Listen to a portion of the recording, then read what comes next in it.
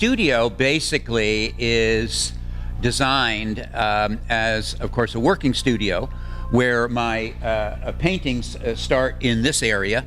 A lot of the collage work I do is on this longer table. The collage aesthetic is something I've been interested in all my life, and in fact, most of the museums who own my work, now about 52 museums or so, almost all of them own a collage as opposed to a painting. So I was always trying to figure out a way to make these smaller collages bigger in a painterly way. Then the technology came along with the giclée paper print. So that was a big step, but no one could figure out a way to do it on canvas. So about 7 years ago, they figured out a way to roll out, instead of paper, canvas. So I often will take an original collage like this, which is an appropriation from an advertisement in the New York Times for a $35 million Picasso.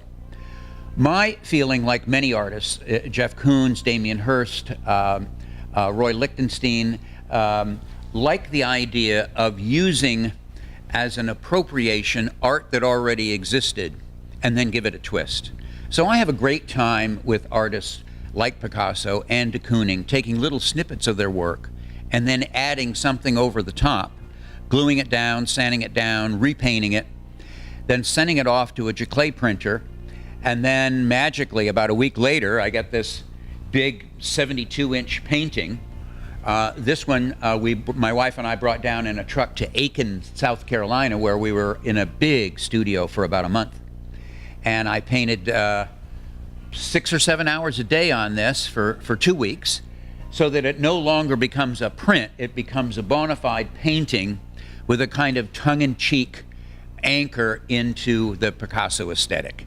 And you told me earlier that an example of that is the period of which this painting belongs. Exactly. Thank you for reminding me. The name of this painting, oddly enough, tongue-in-cheek, is called Blue Period.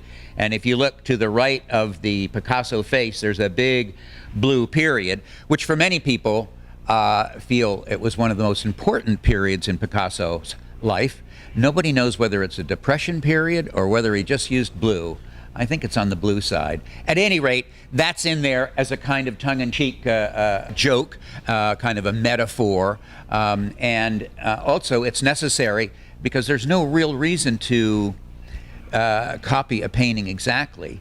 So the idea is that you throw in these other items to mix it up. You have the inspiration of Picasso, but you have the inventiveness of trying to twist things around and make them new. You also like taking other artists' work and taking it to the next level. That's very true. In fact, the last work that I had in my show in Santa Fe this summer, the Santa Fean magazine ended up putting one of my paintings on the cover. It was hot air balloons, and this was an appropriation from vintage wallpaper on air balloons. So I've always been curious and excited and stimulated by vintage paper that from the printed page that can be turned around, flipped up and over and down, and adaptively reused into a completely different context.